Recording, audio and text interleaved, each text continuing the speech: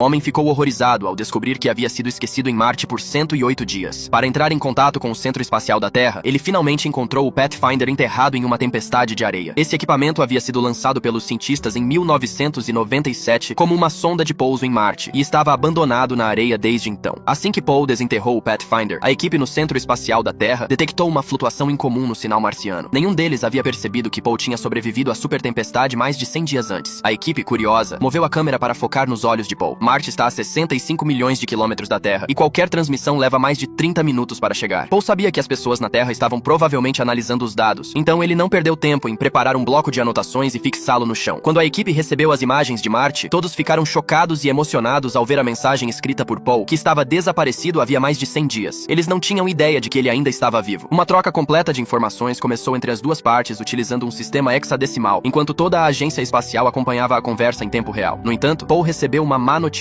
Ele precisaria viver em Marte por 4 anos, até que uma nova missão pudesse ser lançada para resgatá-lo e trazê-lo de volta à Terra. A agência espacial decidiu construir um foguete para enviar suprimentos a Paul, mas isso levaria 1 ano. Felizmente, ele conseguiu cultivar alimentos em Marte, o que ajudaria a superar a escassez de comida temporariamente. Mas então algo trágico aconteceu. Devido a uma súbita pressão dentro da cápsula, houve uma explosão violenta. Paul ficou gravemente ferido, e todas as plantações que ele havia cultivado morreram. A agência espacial foi forçada a acelerar a construção do foguete para enviar os suprimentos, sem sequer testar o equipamento completamente. Porém, o foguete explodiu violentamente no ar pouco tempo após o lançamento. A pressa da NASA causou o fracasso da missão, e se eles tentassem construir outro foguete desde o início, Paul morreria de fome antes que ele pudesse ser enviado. Então, o gerente do programa entrou secretamente em contato com os astronautas que estavam retornando da missão em Marte e revelou que Paul ainda estava vivo. O líder da equipe e seus companheiros decidiram desobedecer às ordens e voltar para Marte para resgatá-lo. No entanto, essa decisão colocava todos os astronautas em risco, pois os cálculos dos cientistas mostraram que não havia combustível suficiente para a espaçonave entrar na órbita de Marte. Paul teria que usar um veículo terrestre para se encontrar com a tripulação. Para que o veículo pudesse romper a gravidade marciana, Paul precisaria reduzir seu peso em 5.000 quilos. Ele foi obrigado a remover as portas e os para-brisas, transformando o veículo em uma espécie de conversível improvisado para que pudesse se conectar à espaçonave que o aguardava no espaço. A tarefa era praticamente impossível e esperava-se que Paul morresse antes mesmo de deixar o planeta. Mas essa era sua única chance de escapar. E assim, com os olhos do mundo e de sua equipe voltados para ele, Paul iniciou uma jornada improvável rumo aos céus de Marte. Ele subiu ao espaço em um veículo rudimentar, tentando realizar uma acoplagem impossível com a espaçonave. É o resgate mais impossível da história dos voos espaciais tripulados. E os astronautas não terão apenas que se aventurar nos céus em um veículo rudimentar em Marte, mas também terão que acoplar com sucesso a uma espaçonave a mais de 6.000 quilômetros de distância deles. Enquanto isso, os olhos do mundo estão voltados para o resgate, pois o homem, Paul, está preso em Marte há 560 dias e seu rosto envelhecido o fez parecer quase 10 anos mais velho. Mas felizmente seus companheiros de equipe não o abandonaram. E após mais de 200 dias de viagem, a espaçonave finalmente alcançou a órbita alta de Marte. Mas se a nave pousasse na superfície de Marte, não haveria combustível suficiente para levar todos de volta à Terra. Então, Paul teria que pilotar o veículo sozinho até Marte para acoplar com a espaçonave. Para quebrar a atração gravitacional de Marte, Paul removeu todos os para-brisas pesados para minimizar o peso da nave e colocou lona ao redor da escotilha para reduzir um pouco a resistência do vento. Mas à medida que a nave ficava mais e mais rápida, todos os escudos de lona de Paul foram arrancados. Neste momento, ele não estava apenas enfrentando sua própria condição de sobrepeso, mas também a aceleração de 100 metros por segundo em direção ao espaço. Mesmo que a vontade de viver de Paul seja forte, ele não pode suportar a aceleração momentânea, e Paul caiu em um estado de desmaio. O capitão da equipe de acoplagem, por mais que tentasse chamar Paul, não obteve resposta do outro lado. Portanto, só nos resta esperar ansiosamente que Paul acorde o mais rápido possível, e o propulsor também começou a se separar. No entanto, a velocidade do veículo atingiu 42 metros por segundo, tornando a acoplagem extremamente difícil, e agora ninguém sabia o que fazer. Nesse momento, Paul acordou de seu desmaio com algumas costelas quebradas no peito. Ele não podia se preocupar com a dor, pois a velocidade da acoplagem logo faria com que ele colidisse com a espaçonave. Paul pensou em fazer um buraco em seu traje e usar o oxigênio que vazasse como um propulsor para abandonar o veículo e seguir em direção à espaçonave. Mas a capitã acha que é muito arriscado. Se Paul não conseguir controlar a nave, ele ficará à deriva para sempre na escuridão do espaço, sufocando. Mas é a única maneira de fazer isso para encontrar Paul de uma forma mais estável. A capitã tomou uma decisão ousada para que a tripulação construísse uma mini-bomba para explodir um buraco na nave, de modo que os gases internos criassem um impulso reverso para manter a nave o mais parada possível. Isso reduziria a velocidade relativa entre as duas naves para 12 metros por segundo. No entanto, embora a velocidade tenha sido reduzida, a distância entre os dois lados ainda era de mais de 300 metros, então a capitã amarrou uma corda e pretendia ir buscar Paul ela mesma. Mas a capitã logo percebeu que sua corda não alcançava a posição de Paul. Paul decidiu arriscar sua vida e com um punhal afiado perfurou seu traje. E à medida que o gás fluía, Paul quase perdeu o controle de sua direção. Paul começou a se mover na direção da capitã como o Homem de Ferro, mas sua velocidade era muito alta. Paul não conseguiu segurar a mão da capitã e voou em direção às suas costas. Nesse momento, todas as pessoas prenderam a respiração. No momento crítico, Paul tocou a corda para reduzir um pouco sua velocidade para baixo. Dessa forma, a capitã e Paul se aproximaram desesperadamente na escuridão do espaço e finalmente conseguiram completar a missão de resgate. E depois de ficar preso em Marte por mais de um ano, Paul viveu para ver seus compatriotas. E esse milagre do resgate em Marte ficará para sempre na história da Agência Espacial da Terra.